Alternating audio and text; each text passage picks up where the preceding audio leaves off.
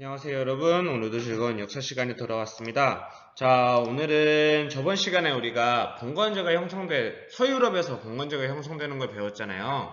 자, 근데 우리가 로마 시대를 배울 때 서로마와 동로마가 나눠졌다 그랬죠.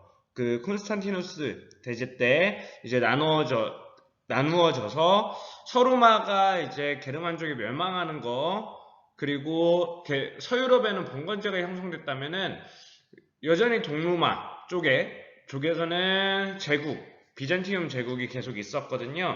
이 비잔티움 제국이 어떻게 나타났는지 요거에 대해서 한번 배워보도록 하겠습니다. 자, 오늘의 학습 목표 한번 배워볼게요. 오늘의 학습 목표는 첫 번째로 비잔티움 제국의 성장 과정을 설명할 수 있다. 오늘은 비잔티움 제국이 어떻게 성장했는지 보고요. 그리고 비잔티움의 문화에 대해서까지 한번 배워보는 시간 마련해 보도록 할 거예요. 자, 그러면은 본격적으로 비잔티움 제국이 어떻게 성장했는지 살펴볼게요. 그 전에 비잔티움 제국이 어디 있는지 한번 보시면 이거 저번 시간에 배웠던 거죠. 그 중에서 여기가 이렇게 비잔티움 제국령이에요. 원래는 요만큼이 이렇게 그 로마 지역이었잖아요. 근데 그 중에서 이렇게 단절돼서 여기가 서로마였고 여기가 동로마였는데 이 동로마가 비잔티움 제국으로 바뀐 거예요. 자, 그래서 이러한 비잔티움 제국 같은 경우에는 그 수도가 여기에 있는 콘스탄티노폴리스라고 하는 곳이고, 여기에서 이제 이렇게 번영을 하게 됩니다. 자, 비잔티움 제국의 특징은요, 그 서로마 제국이랑 정말 그 서로마 제국이었던 그 지금의 그때의 서유럽과는 정말 다르게 상대 중심의 중앙집권 체제였어요. 자, 서유럽 제국 같은 경우에는 서유럽 제국 같은 경우에는 우리가 배웠을 때 봉건제도로 왕권이 엄청 약하다 그랬죠? 근데 비잔티움 제국 같은 경우에는 왕권이 강합니다. 그래서 황제 중심의 중앙 집권 체제고요. 그래서 황제가 수많은 관리를 거느리고 전국을 통치하고 황제가 그 외에 우두머리 역할까지 담당하면서 황제 교황주의라고 부르기도 합니다.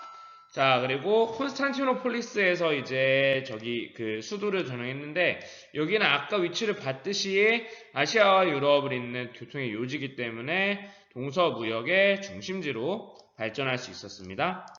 자, 비잔티움 제국의 전성기는 6세기 전반에 유스티니아누스 대제였습니다. 이 유스티니아누스 대제 같은 경우에는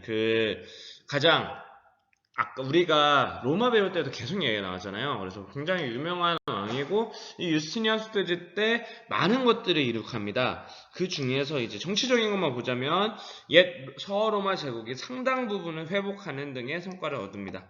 이분이거든요. 그래서 이분이 아까 이야기했던 황제교황주의를 이제 완성시키신 분이기도 하고요. 자, 그런데 이 유티니아누스 대제가 아까 이야기했듯이 황제교황주의라고 했잖아요. 자, 그래서 성상숭배 문제가 됐어요. 자, 보시면은 원래 이 동로마 제국이나 서로마 제국이 나뉘었잖아요. 근데 우리가 샤르마뉴 대제, 카롤루스 대제 배울 때 그 카롤루스 대제가 어떻게 했다 그랬어요? 이제 서로마 제국의 황제의 대관에 올라갔다 그랬잖아요. 근데 자, 서로마 제국 같은 경우는 게르만족이었잖아요. 주 사람들이. 그러다 보니까 게르만족은 원래 이 크리스트교가 아니었죠. 자, 그러다 보니까 이 게르만족 같은 경우에는 게르만족을 크리스토교를 믿게 하려면은 성상이나 그림이나 성상으로 크리스트 신앙을 가르쳐야 된다고 생각을 한 거예요. 이건 서로마 제국이고요. 근데 동로마 제국 같은 경우에는 이미 그리스도교에 대해서 잘 알고 있는 로마 사람들이 많았죠. 그러다 보니까 사람들이 진실한 믿음 없이 숭배하는 건 잘못된 거라고 동로마에서는 생각을 한 거예요. 이해되죠? 자, 그래서 이제 이렇게 서로마와 동로마가 이런 식으로 나누어지면서 문제가 되기 시작했고, 그래서 결국에는 로마를 중심으로 한 가톨릭교, 여러분이 아는 천주교예요. 이런 가톨릭교와 콘스탄티노플리스를 중심으로 한 그리스 정교로 분리돼서 지금도 많이 나누어져 있습니다. 유럽이나 그리스나 이런 데는 그리스 정교를 많이 믿어요. 그리고 우리가 아는 거는 천주교라고, 여러분이 천주교라고 하는 천주교라고 아는 것이 가톨릭이라고 보시면 됩니다. 자, 이렇게 비잔티움 제국이 굉장히 강대했던 비잔티움 제국이었는데 어쩔 수 없이 쇠퇴를 하게 되겠죠. 자, 이렇게 어떻게 쇠퇴를 했는지 한번 보시면요. 자, 7세기 이후에 이슬람 제국이 침입을 해요. 이슬람 제국이 침입을 하니까 당연히 영토가 축소되겠죠. 자, 영토가 축소되게 되면은 결국에는 양권이 약화되게 되고 귀족이 강해지게 돼요. 자, 그리고 우리가 여기서는 안 배웠는데 비잔티움 제국 같은 경우에는 중요한 게 군관구제라는 게 있었거든요. 그러면은 이 군관구제라는 거는 땅이 이렇게 있으면 이러한 식으로 이렇게 나누어 가지고 여기를 군대 지휘관이 통치하는 거였어요. 자, 그래서 이 군 지휘관이 너무 강해지다 보니까 그 교회의 대토지 소유제가 그 교회나 기족의 대토지가 삭대되게 되면서 황제의 권한이 약해지고, 그러면서 또 이제 자영농도 몰락하게 되면서 국가 통치력이 약화되겠죠. 자, 그래서 결국에는 우리가 나중에 배울 오스만 제국에게 멸망하게 되는 이러한 결과가 벌어지게 됩니다. 자, 그러면은 비잔티움 제국의 문화에 대해서 한번 살펴볼게요. 자, 비잔티움 제국의 문화는 그리스 정교를 중심으로 해요. 우리가 아까 배웠죠? 자, 그리스 정교는 그리스 정교는 성상숭배를 금지하는 완벽 가톨릭이고 개서제적인 성격이었고요. 이거는 서유럽 제국과 조금 다른 성격을 가지고 있다고 우리가 배웠어요. 자, 그리고 이제 헬레니즘 문화를 가지고 있었고요. 헬레니즘 문화는 이제 마케도니아 헬레니즘 시대의 문화와 로마의 전통까지 이렇게 가지고 있었고요.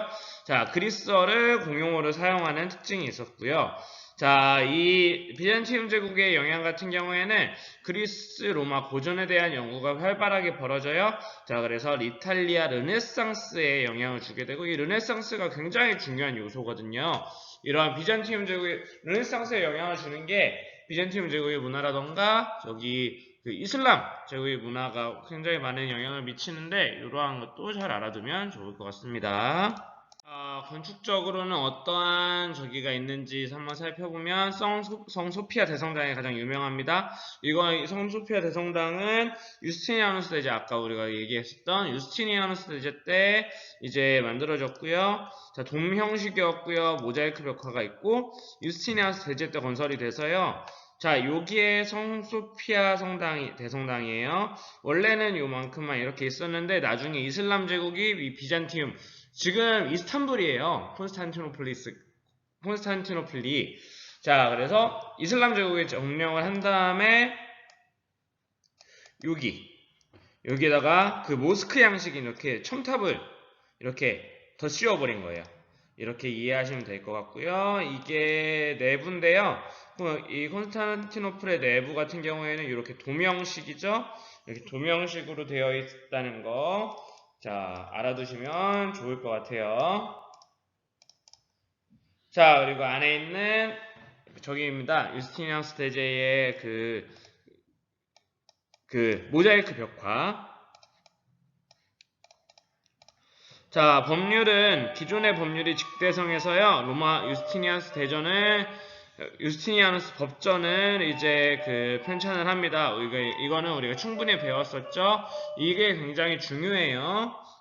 기존의 로마법 대전을 해서 이게 만민법으로 발전한다는 거 꼭 알아두셔야 됩니다. 자, 다음으로 비잔티움의 의의에 대해서 살펴볼게요. 이 비잔티움 제국 같은 경우에는 먼저 서유럽의 방파제가 됐어요. 이 비잔티움 제국이 없었으면은 그 당시 이슬람 세력이 너무 강했기 때문에 이 비잔티움이 못 버텼으면 아마 서유럽 제국도 못 버텼을 확률이 좀 커요. 자, 여기 보시면은 여기가 이제 이슬람이었는데, 여기 밑에가 이제 위쪽으로 가다 보면은 여기가 아라비아 반도잖아요. 아까 우리 저기 이슬람 배웠었죠? 우리 저번 시간에 자, 이슬람이 여기까지 이렇게 다 먹고요. 이렇게까지 다 먹었었어요. 여기까지. 여기까지 먹은 거예요. 근데 계속 여기로 이렇게 쳐들어왔단 말이에요. 근데 여기서 못 막았으면 아마 여기도 다 점령될 확률이 커요. 근데 여기를 이렇게 막아주다 보니까 유럽에 있는 이런 유럽 문화가 유지가 될 수 있었던 거죠. 뭐 이슬람이 나쁘다고 하는 게 절대 아니에요. 그냥 유럽의 문화를 지키는 하나의 서유럽의 방파제가 되었다라는 걸 알 수 있고요. 자, 그리고 르네상스의 영향을 줍니다. 이제 그리스 고전 연구의 성과가 서유럽에 전파가 되고요. 자, 동유럽 문화권도 형성이 되게 되고요. 자, 이 동유럽 문화권은 지금의 러시아, 뭐 크로아티아, 체코 이러한 곳들을 말하는 건데 여기는 비잔티움 제국의 영향을 굉장히 많이 받았습니다. 그래서 유럽 동북부 지역에 살던 슬라브족의 영향을 많이 받았고요. 이 슬라브족이 키예프 공국이라는 걸 만들었어요.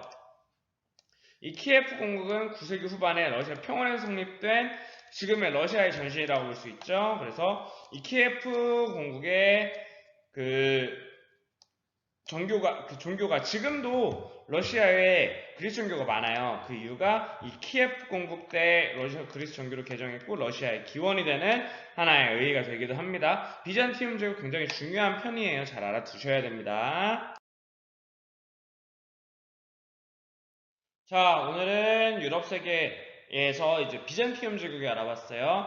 자, 이후에 다음 시간에는 우리가 이 서유럽이 전체적으로 다 크리스트교 문화가 지금도 그렇지만 그 크리스트교 문화가 최양 중세를 거의 지배했다고 보셔도 뭐 틀릴 건 없거든요. 이러한 크리스트교가 중심이 돼서 유럽 문화가 어떻게 발전됐는지에 대해서 알아보도록 하겠습니다. 오늘도 고생 많았어요, 여러분.